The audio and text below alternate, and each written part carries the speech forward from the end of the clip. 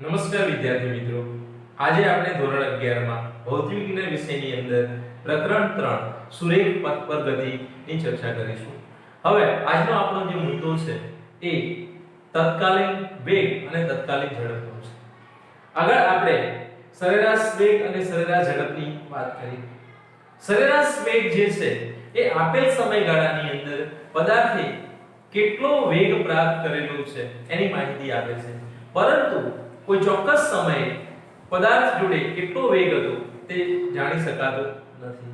માટે આપણે તત્કાલીન વેગને વ્યાખ્યાયિત કરવાની જરૂરિયાત ઊભી થાય છે. એક ઉદાહરણ લઈએ એટલે આપણને ખ્યાલ આવે.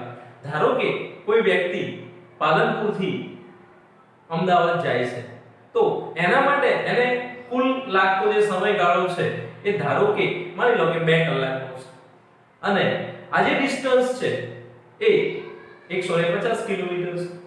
તો આપણે એવું કહી શકીએ કે વ્યક્તિની સરેરાશ ઝડપ 150 ભાગ્યા 2 એટલે કે 75 કિલોમીટર પ્રતિ કલાકની થાય. પરંતુ એનો મતલબ એવો નથી કે વ્યક્તિ કોઈ પણ સમયે ચેક કરીશું તો 75 કિલોમીટર પ્રતિ કલાકની ઝડપ ધરાવતો હશે. એટલે કે અહીં સરેરાશ સમયગાળાની અંદર પદાર્થે જે વેગ પ્રાપ્ત કરેલો હશે એ જુદા જુદા સમયે જુદો જુદો હશે. માટે તત્કાલીન વેગ વ્યાખ્યાયિત કરવાની જરૂરિયાત ઊભી થાય છે. હવે તત્કાલીન વેગ કેવી રીતે શોધી શકાય?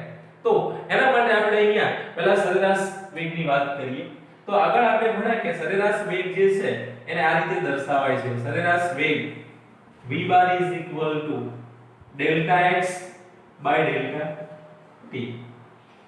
હવે જો આપણે કોઈ ચોક્કસ સમયે પદાર્થનો વેગ કેટલો હશે એ જાણવો હોય એટલે એને તાક્ષણિક પણ શબ્દ વપરાય છે. તો તાક્ષણિક વેગ શોધવો હોય તો શું કરવું પડે?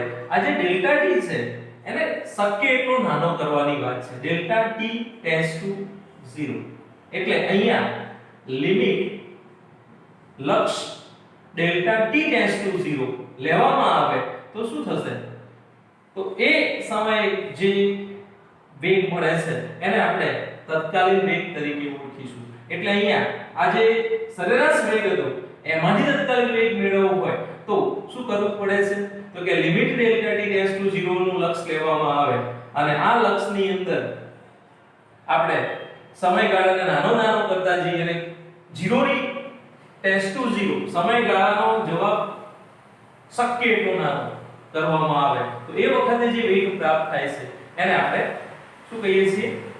તત્કાલીન અથવા તાક્ષણિક વેગ. એટલે આને દર્શાવવું હોય તો આ રીતે દર્શાવાય છે. તત્કાલીન વેગ બરાબર તત્કાલીન વેગ is equal to એને આપણે v તરીકે ઓળખીએ તો limit delta t tends to 0 delta x by delta t. હવે થોડુંક સમજીએ કે ડેલ્ટા t ટેન્ડ્સ ટુ 0 છે એટલે t 0 નથી, 0 ની નજીકની કિંમત છે. પછી આપણે આલેખ ઉપરથી આ બાબત સમજીએ તો જ્યારે કોઈ જે વિધેય છે એનું ડેલ્ટા t ટેન્ડ્સ ટુ 0 નું લક્ષ લેવામાં આવે ત્યારે આ ડેલ્ટા વાળો જે ભાગ છે એ અતિ સૂક્ષ્મ થાય છે અને અતિ સૂક્ષ્મ ભાગને દર્શાવવા માટેની કલનશાસ્ત્રની એક રીત છે જેને આપણે વિકલન સ્વરૂપ તરીકે ઓળખીએ છીએ. તો આને આપણે dx by dt તરીકે ઓળખીશું. તો આને તત્કાલીન વેગ તરીકે ઓળખવામાં આવે છે. તો તત્કાલીન વેગ મેળવવા માટે શું કરવું પડે છે? તો સમયગાળાને શક્ય એટલો નાનો કરવાની વાત છે. સમયગાળો શક્ય એટલો નાનો કરીશું તો એ જે વેગ પ્રાપ્ત થશે એને આપણે તત્કાલીન વેગ તરીકે ઓળખીશું. અને કલનશાસ્ત્ર મુજબ આને આપણે x નું t ની સાપેક્ષનું વિકલન બોલીએ છીએ. એટલે સ્થાનાંતરનું સમયની સાપેક્ષનું વિકલન એ તત્કાલીન વેગ આપે છે. અહીંયા શું બોલાય છે? આને dx by dt એટલે x નું t ની સાપેક્ષે વિકલન. હવે આને આપણે આલેખ ઉપરથી સમજીએ કે આ જે મળે છે તત્કાલીન વેગ એ કેવી રીતે તત્કાલીન કહેવાય. તો આના માટે તમે આ રીતનો એક આલેખ વિચારો કે x વિરુદ્ધ t નો આલેખ છે. હું બે આલેખો અહીંયા તમને કમ્પેર કરવા માટે દોરીને બતાવું છું. એક x વિરુદ્ધ t નો આલેખ છે અને બીજો આલેખ જે છે એ v વિરુદ્ધ t નો છે અથવા ઝડપ વિરુદ્ધ સમયનો છે. હવે x વિરુદ્ધ t નો આલેખ ધારો કે આ રીતનો છે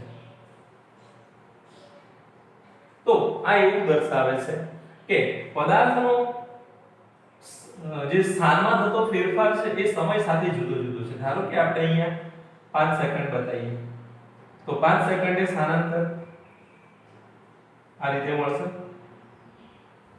5 સેકન્ડનું સ્થાનાંતર છે. ધારો કે આ સ્થાનાંતર છે એ માની લઈએ કે 5 મીટર છે તો અહીંયા આવશે 10 મીટર, અહીંયા આવશે 15 મીટર, અહીંયા આવશે 20 મીટર. આ રીતે એક સરખા અંતરે તમે 5 સેકન્ડ અહીંયા લીધી તો એટલા જ ડિસ્ટન્સ છે બીજી 5 સેકન્ડ તો અહીંયા થશે 10 સેકન્ડ.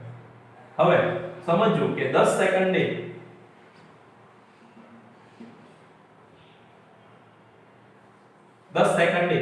પદાર્થ 15 મીટર ઉપર જાય છે.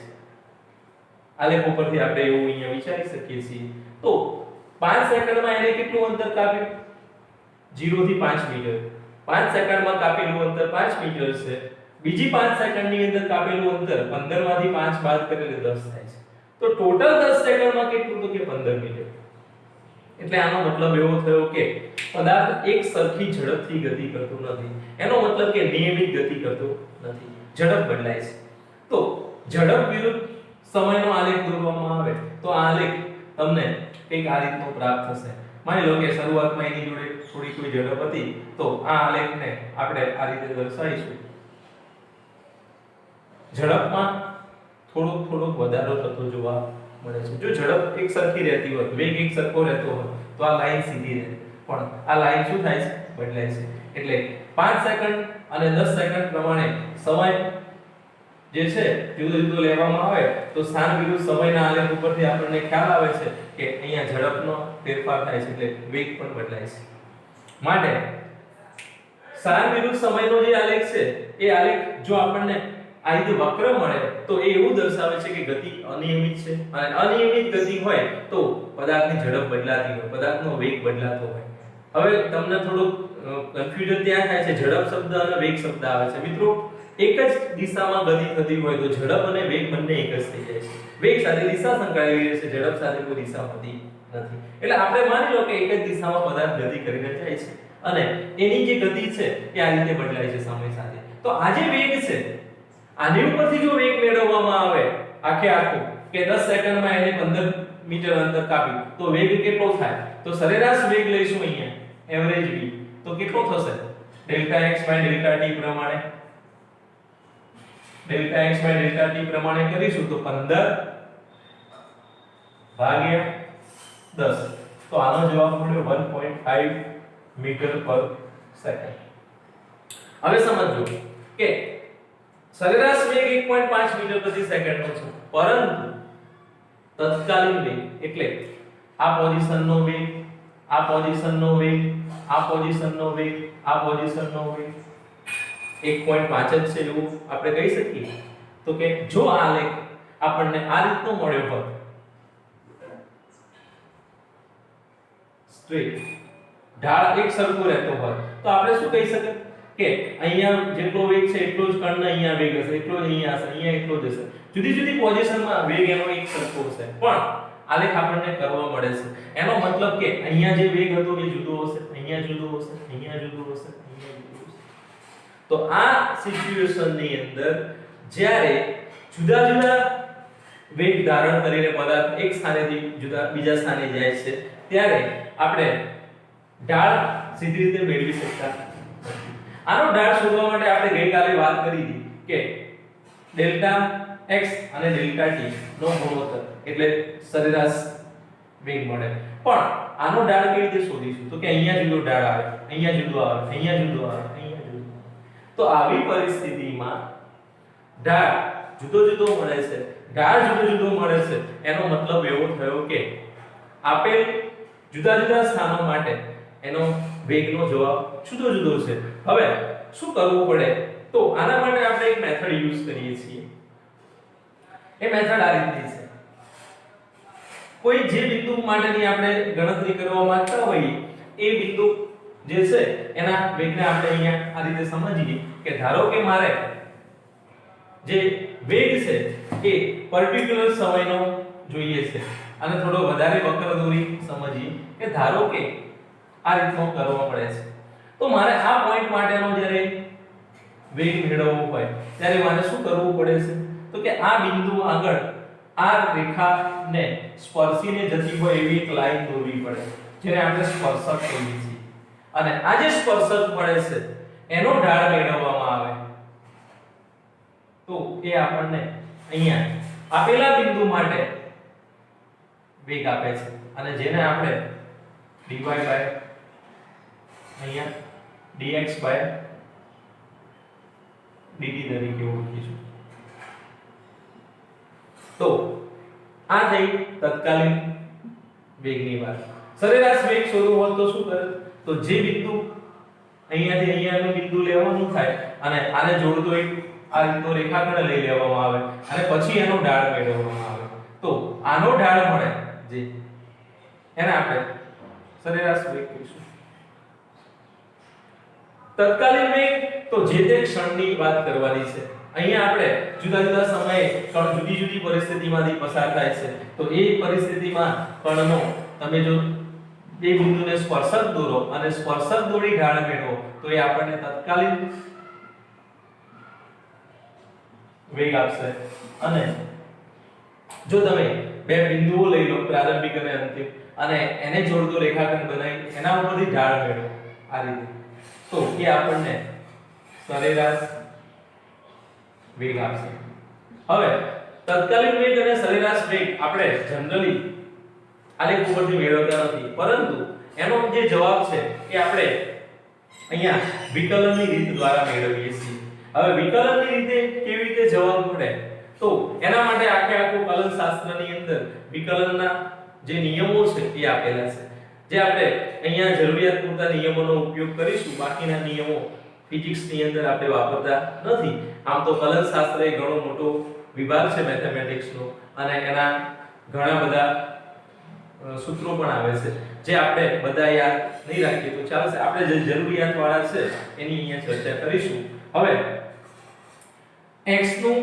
t ની સાપેક્ષે વિકલન આને આપણે વેગ તરીકે ઓળખ્યું અને આ વેગને આપણે ખાલી વેગ બોલીશું તત્કાલીન શબ્દ આગળ બોલતા નથી જો એમ કહેવામાં આવે કે વેગ એટલે તમારે કયો વેગ સમજવાનો તો એ તત્કાલીન વેગ છે બરાબર સારું મિત્રો અહીંયા તત્કાલીન ઝડપની વાત પૂરી કરીએ તત્કાલીન ઝડપ અને તત્કાલીન વેગ બંને એક જ છે તત્કાલીન વેગ સાથે દિશા સંકળાયેલી હોય છે તત્કાલીન ઝડપ સાથે કોઈ દિશા સંકળાયેલી હોતી નથી એટલે અહીંયા ઝડપ અને વેગ બે શબ્દો જુદા જુદા જે પડે છે એ માત્ર દિશાના કારણે મૂકેલા છે બાકી તત્કાલીન ઝડપ અને તત્કાલીન વેગનું મૂલ્ય એક સરખું હોય છે તત્કાલીન માટેની વાત કરી રહ્યા છીએ અગાઉ આપણે એવું જોયું એક ઉદાહરણ પણ જોયું કે જેની અંદર તમે જે આન્સર મેળવી લાયા એ આન્સરને બરાબર ધ્યાનથી સમજ્યા હોત તો જે સરેરાશ વેગનો જવાબ છે એ સરેરાશ ઝડપ કરતા કાં તો નાનો મળે કાં તો એના જેટલો મળી શકે એનાથી મોટો હોઈ શકે નહીં જ્યારે તત્કાલીનની વાત કરવામાં આવે ત્યારે તત્કાલીન વેગ અને તત્કાલીન ઝડપ હંમેશા એક સરખા મળશે બંનેની કિંમતો એક સરખી જ મળે છે જે વિકલન દ્વારા મેળવી શકાય છે હવે અહીંયા થોડી બાબત સમજી લઈએ કે વિકલનના કેટલાક નિયમો છે એ પરિશિષ્ટ 3.1 ની અંદર પેજ નંબર 62 ઉપર આપેલા છે હવે આ જે પરિશિષ્ટ છે એમાંથી માત્ર તમારે જે જરૂરિયાત વાળા સૂત્રો છે એવા હું બે અહીંયા સમીકરણ તમને કહી દઉં છું કે જે તમારે આ પ્રકરણની અંદર યુઝ કરવાના થાય છે અને x નું t ની સાપેક્ષે વિકલન કહેવાય હવે આ જે x છે એ ચલ છે બદલાય છે એટલા માટે એને ચલ કહીએ છીએ અને t એ પણ ચલ છે તો x નું t ની સાપેક્ષે વિકલન જેને આપણે તત્કાલીન ઝડપ અથવા તત્કાલીન વેગ તરીકે ઓળખીશું હવે આ જે છે તત્કાલીન ઝડપ અને તત્કાલીન વેગ મેળવવા માટે x ના સૂત્ર પરથી મેળવવું હોય ધારો કે આપણી જોડે કોઈ x છે જે આ રીતે બદલાય છે 2t² + 2t + 3.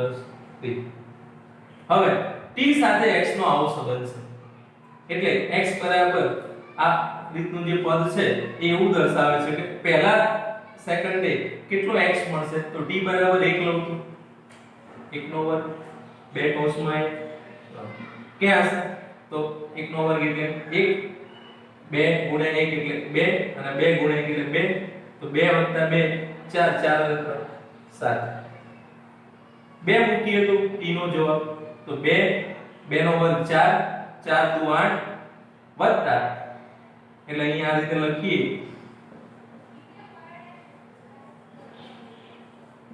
તો આનો જવાબ મળશે 2 નો વર્ગ 4 4 દુ 8 8 વત્તા 4 12 12 અને 3 15. હવે મિત્રો તમે અહીંયા થોડુંક સમજજો કે આના ઉપરથી આ બેની બાદબાકી કરીએ તો 1 સેકન્ડની અંદર પદાર્થનો સરેરાશ વેગ પ્રાપ્ત થાય. તમે એ રીતે સરેરાશ વેગ મેળવો અને બીજી રીતે બીજી સેકન્ડે પદાર્થનો તત્કાલીન વેગ કેટલો હશે એ વિકલન દ્વારા મેળવો. તો વિકલનના જે સૂત્રો છે તમારે જે જરૂરી છે એ સમીકરણમાં બે સમીકરણની હું તમને અહીંયા વાત કરી દઉં જે તમારે યુઝ કરવાના થાય છે. એક સમીકરણ આવે છે x⁻n d/dx x⁻n. તો આના માટેનો એક નિયમ છે ઘાત આગળ આવતી રહે જે ઘાત છે એના મૂલ્યમાં 1 નો ઘટાડો એટલે dx⁻n/dx નું વિકલન શું થાય તો nx⁻n - 1. હવે અહીંયા આવું હોત તો d/dt x⁻n હોત તો અહીંયા આગળની પ્રોસેસ સેમ કરવાની છે nx⁻n - 1 અને હવે x નું t ની સાપેક્ષે જેને dx/dt કહીશું.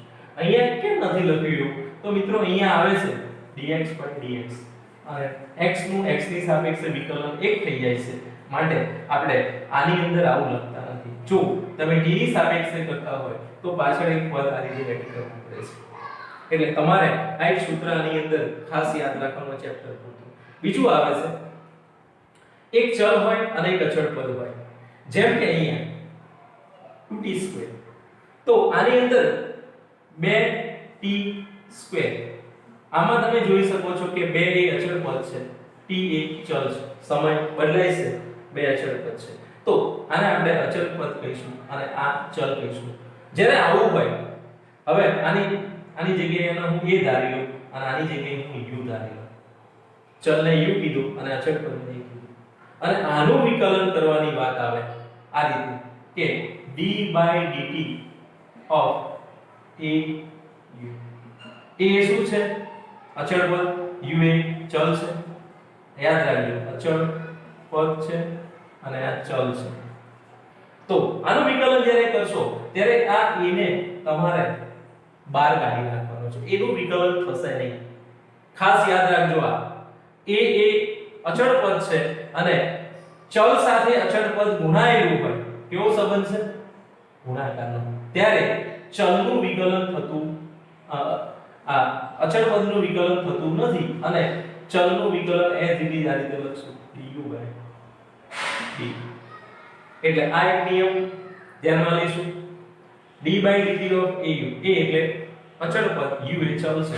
તો આવી પરિસ્થિતિમાં a ને આપણે વિકલનની બહાર કાઢી લઈશું. આને વિકલનની બહાર કાઢી લેવાનું અને du/dt. હવે u જે છે એ રીતે એના ગણી લેવાના. હવે u ની જગ્યાએ t² હોય તો પછી આ નિયમ લાગુ પડે dx⁻n/dx. તો એની જગ્યાએ શું લખવાનું થાય આપણે? હવે તમે આનું વિકલન સમજો કે આનું વિકલન શું થશે?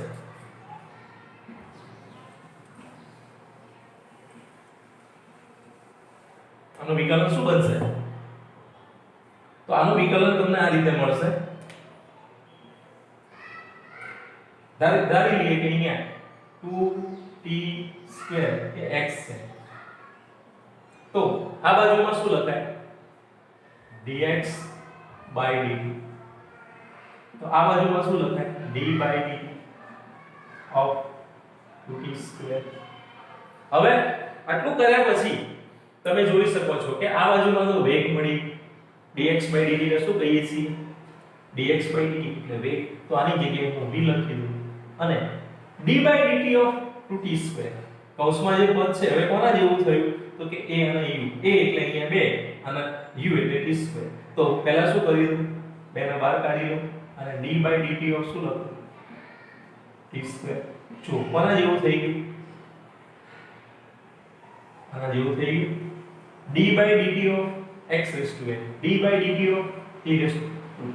હવે આ n ઘાત છે એની જગ્યાએ અહીંયા કેટલા છે તો એની જગ્યાએ 2 છે. તો જ્યાં n આવે ત્યાં 2 મૂકી દો અને આ dx/dx છે એની જગ્યાએ મેં તમને આગળ કીધું કે આ લખીએ કે ના લખીએ. આનો જવાબ 1 થાય છે. આપણે અહીંયા આવો જવાબ મળશે v 2. હવે આ t² છે એના 2 ના આગળ મૂકી દો તો 2 n ની જગ્યાએ 2 છે અહીંયા n છે અહીંયા 2 છે. તો આ n છે ત્યાં 2 મૂકી દીધા. x ની જગ્યાએ t છે અને n - 1 2 - dx/dx તો એની જગ્યાએ dt/dt. હવે થોડું આનો સોલ્યુશન આપણે મેળવી દઈએ તો v બરાબર શું બનશે તો કે v = 2 * 4 t ની 2 - 1 1 ઘાત અને dt/dt એટલે 1. તો 4t જવાબ મળ્યો. હવે આ જે વિધેય છે આ વિધેય t પર વેગ આધાર રાખે છે. પહેલી સેકન્ડે 4 વેગ હશે, બીજી સેકન્ડે વેગની કિંમત 8 થશે, ત્રીજી સેકન્ડે 12 થશે. તો અહીંયા વેગ એક સરખી રીતે બદલાતો જોવા મળે છે.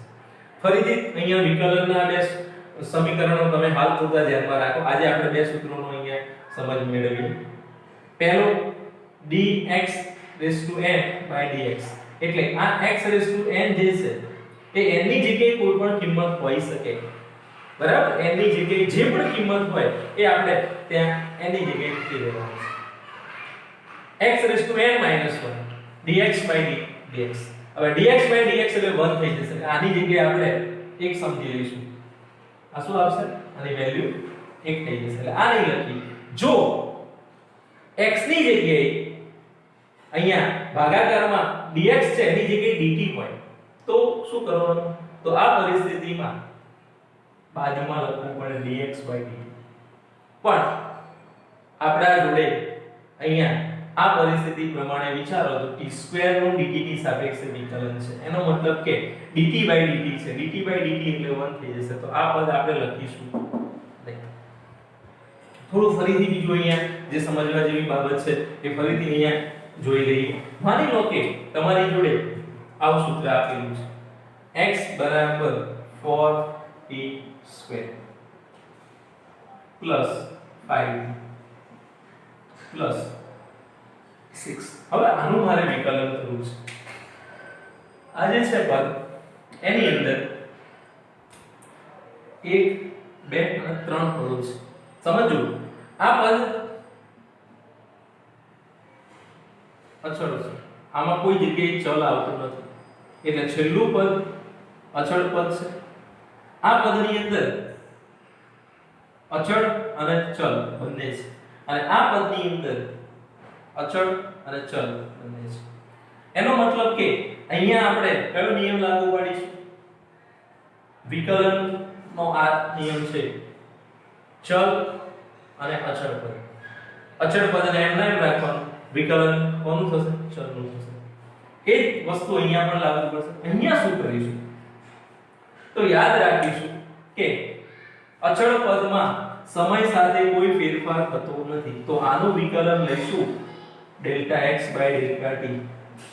ફેરફાર થતો નથી, x નો ફેરફાર નહીં થતો તો Δx 0 થઈ જશે. Δx 0 થઈ જશે તો ΔX/ΔT નો જવાબ પણ 0 થશે. એટલે આ બાબત તમારે ધ્યાનમાં લેવાની છે. અચળ પદનું વિકલન 0 થાય. અચળ પદનું વિકલન 0 થાય એટલે અચળ પદ જ્યાં પણ હોય ચલ વગરનું ત્યાં એનું વિકલન 0 કરી નાખવાનું છે. એકલું અચળ પદ હોવું જોઈએ. અહીંયા જુઓ અચળ પદ અને ચલ બંને છે. અચળ પદ અને ચલ બંને છે. તો આની અંદર આ નિયમ લાગુ પડે. અચળ પદને બહાર કાઢી લેવાનું અને ચલનું વિકલન કરવાનું. તો સારું, આનું વિકલન આપણે કરી જોઈએ એટલે તમને ખ્યાલ આવે કે કેવી રીતે વિકલન થાય છે. તો આ બાજુમાં શું લખું? dx/dt. t ની સાપેક્ષે કરું છું માટે. સારું, અહીંયા શું આવશે? 4t સ્ક્વેર 4t સ્ક્વેર અહીંયા શું આવશે d/dt 5t અને અહીંયા શું આવશે તો કે d/dt d/dt કૌંસમાં 6 સારું હવે આનું વિકલન કરવાની વાત છે તો આ વિકલન જે છે આ વિકલન આપણે અહીંયા નિયમ પ્રમાણે જઈએ તો આ બાજુમાં શું બની જશે આની જગ્યાએ શું લખાય તો કે b લખાય ચલો 4 બહાર નીકળી જશે t2 નું વિકલન શું થાય તો અહીંયા આપણે t2 નું વિકલન કરીને બતાવેલું છે શું લખેલું છે 2t2 1 તો આ જે જવાબ છે એ t2 ના વિકલન છે સારું આનો જવાબ શું થાય તો કે આનો જવાબ બનશે 2t ની 1 ઘાત અથવા ઇન શોર્ટ અહીંયા 4 એમ ના રાખે 2t ની 2 ઓછા 1 એટલે 1 ઘાત હવે 1 ઘાત નહીં લખીએ તો ચાલશે એટલે 2t લખી દીધું એ જ રીતે અહીંયા 5 એમ ના રાખે t નું વિકલન શું થાય તો t નું વિકલન dt/dt એટલે 1 અને આનું વિકલન તો આ જે સૂત્ર બને છે 4 2 8t 5 8t 5 બસ આ જવાબ t હવે આમાં t ની કિંમત ભરી દો એટલે આપણને તત્કાલીન વેગ મળી જાય અને તત્કાલીન વેગ અને તત્કાલીન ઝડપ સરખા હોય છે બરાબર એટલે આ રીતના દાખલાઓ આપણને પૂછી શકે છે બીજા પિરિયડમાં આપણે અહીંયા આનાથી આગળ એક્ઝામ્પલની વાત કરીશું આ રીતના વિકલન વાળા પ્રશ્નો કારણ કે વિકલન આવડી જશે તો આ પ્રકરણ ઘણું સહેલું લાગશે આના પછીનો જે મુદ્દો છે પ્રવેગનો એમાં પણ આ જ કામ કરવાનું છે એટલે વિકલન બરાબર સમજી લેવાની જરૂર છે આવતીકાલે થોડું ફરીથી પુનરાવર્તન કરી વિકલનની વાત કરી આપણે એના એક્ઝામ્પલની વાત કરીશું